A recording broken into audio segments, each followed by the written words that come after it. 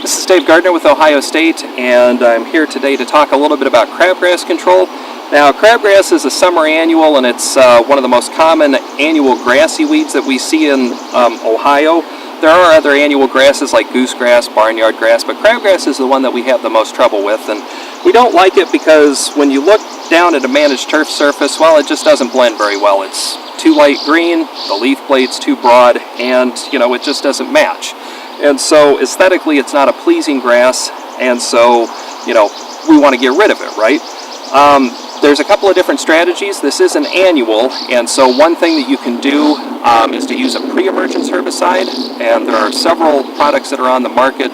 Products that contain either dithiopyr or prodiamine tend to give the longest lasting, most complete control among options that are available, but certainly there are other active ingredients that are registered as well. Pre-emergence herbicides should go down in April, about the time that forsythias are blooming, and they usually give about 90 to 120 days of control. Now, if you don't have a pre-emerge applied, or for whatever reason you see some crabgrass, like at this time of year, we're in the third week of June, and we see crabgrass of different stages. What I'm holding in this hand is what you would call a 3-leaf stage crabgrass, because as the term implies, there's 3 leaves on this plant. This plant is what we would call a tillering crabgrass, so it's a 1-tiller crabgrass. So you see that it has a mature mother plant, and then there are side shoots that have come off of this. So this is a 1-tiller crabgrass plant.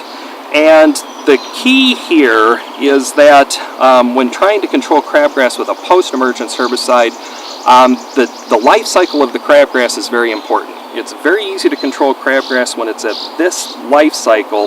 However, ironically, it might still be germinating, so if you use a post-emerge, you can get pretty good control of this leaf stage stuff just to come back a month later and there might be more that has germinated. If you wait a little while longer, sometimes you can have some difficulty when you're trying to control what's called tillering crabgrass, because some of our active ingredients aren't quite as effective. Now, there are several products that you can use. Phenoxaprop, is an active ingredient. Quinclorac. Also, there's a newer herbicide from BASF called Pylex. Topramazone is the active ingredient. What we generally recommend is Phenoxaprop or Quinclorac or Topramazone. Mesotrione is also an option that can be used, although that product tends to work better on newly established turfgrass sites. But the key is to make sure that you make the application when the herbicide is most effective. Phenoxaprop tends to work better on leaf stage crabgrass, though we do see some good control with Phenoxaprop on late tillering crabgrass as well.